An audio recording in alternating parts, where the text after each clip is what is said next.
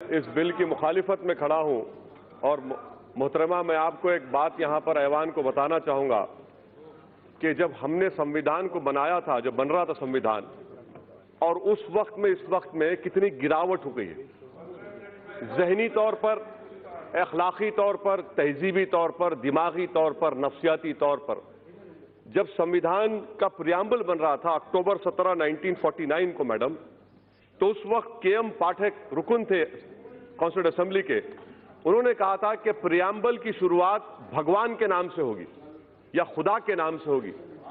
आपको जानकर हैरत होगी कि राजेंद्र प्रसाद साहब ने जाकर कहा कि नहीं, संविधान की शुरुआत भगवान या खुदा के नाम से नहीं हो सकती। वोटिंग हुई, वोटिंग में के.एम. कामत साहब हार गए। जब संविधान का प्रियम्बल लिखा जा रहा था तो उसको भगवान खुदा के नाम से ही लिखा गया। अब वो ऊंचाई और ये पस्ती देखिए आप कि एक कानून ऐसा बनाया जा रहा है जो मजहब की बुनियाद पर बनाया जा रहा है। मुझे शिकवा इस बात का नहीं है, गम इस बात का नहीं है कि आपने मुसलमान को नहीं रखा। मुझे गम इस बात का है, आप मत लीजिए किसी पाकिस्तान से मुसलमान को, अफगानिस्तान से, मुझे उससे कोई मतलब ही नहीं है। मेरे बुजुर्गों ने जिना के पैगाम को ठुकराया। हमने मौलाना अबुल कलाम आजाद के उस जुमले को यकीन किया कि इस्लाम का इस मुल्क से 1000 साल का ताल्लुक और हिंदुइज्म का 4000 साल का ताल्लुक है। मुझे गम इस बात का है कि आज हुकूमत को, जिसने संविधान पर ओत लिया, आज इस्लाम से, मुसलमानों से इतनी नफरत क्यों? आखिर क्या है? हम इंसान हैं, इस मुल्क के बाइज्जत शहरी हैं। आखिर इस नफरत का, इस डिस्क्रिमिनेशन की वजह क्या है? आप में, आप मत लीजिए किसी को। मैडम मैं ये क्यों कह रहा हूं, बता रहा हूं। आप, मैं जानना चाहूंगा होम मिनिस्टर साहब से कि इस बिल को एनआरसी के नजर से देखने की जरूरत है। जो आसाम में एनआरसी हुआ मैडम, वहां पर 19 लाख लोगों के नाम नहीं आए, जिसमें से खुद वहां के मंत्री कहते हैं कि 5,40,000 बंगाली हिंदू है।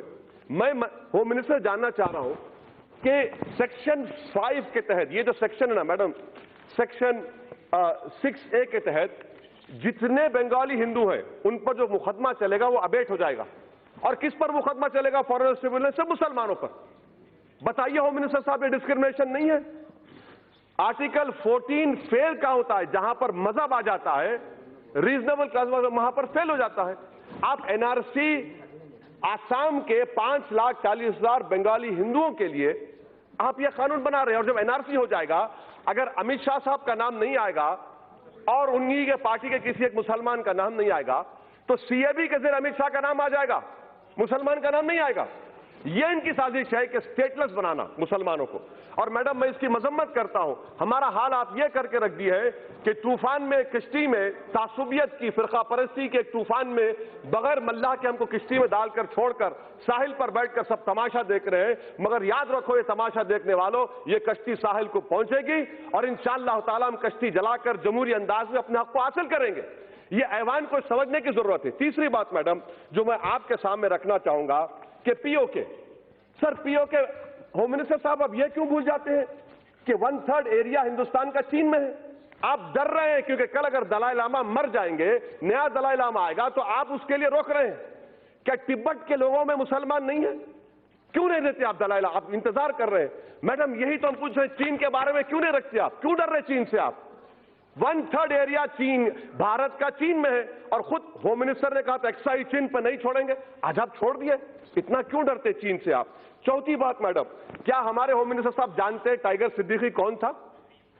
टाइगर सिद्दीकी वो शख्स था जिसको हिंदुस्तान में हमने पनाह दी, मुक्ति वाहिनी बनाई और बांग्लादेश बना। अगर ये लोग सरकार में होते तो टाइगर सिद्दीकी कभी नहीं बनाता मुक्ति वाहिनी को।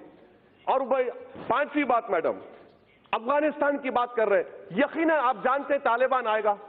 जब तालिबान आएगा तो आपको जरूरत है हजारा की, ताजिक की, आपको जरूरत है भारत में, ताकि हम स्ट्रेटेजिक कंट्रोल कर सके। मगर आपके कानून की वजह से आप उन तमाम ताजिक को, उज्बेक को, तालिबान जब हुकूमत करेगा अफगानिस्तान में, आपका तो काट चला गया।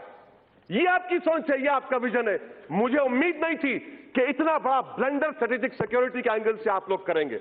अफगानिस्तान में सिख है, मैं जानता हूं। तालिबान के जमाने में होम मिनिस्टर साहब जानते हैं कि करेंसी का पूरा मामला सिखों के पास था, आज भी उन्हीं के पास है। और क्या गारंटी ले रहे होम मिनिस्टर साहब कि पाकिस्तान को ना हिंदुस्तान के हिंदुओं से मतलब है, ना पाकिस्तान से मतलब है। वो घुसाएगा यहां पर, आप कैसे रोकेंगे? और क्या आप बताएंगे मैडम कि कितने लोग हैं जिनको आप सिटीजनशिप देने जा रहे हैं? नंबर बताइए, स्टेट वाइज बताइए, करोड़ों कह रहे हैं मैडम। और एक बात, ये कानून जो बनाया जा रहा है इसलिए बनाया जा रहा है कि दोबारा पार्टीशन हो। ये कानून तो हिटलर के उस कानून से ही बदतर है, उस कानून से ही बदतर है। कहां लाकर छोड़ दिए भारत को आप? अगर आपने संविधान पर किया था, हम मुसलमानों का गुनाह क्या है कि मुसलमान है?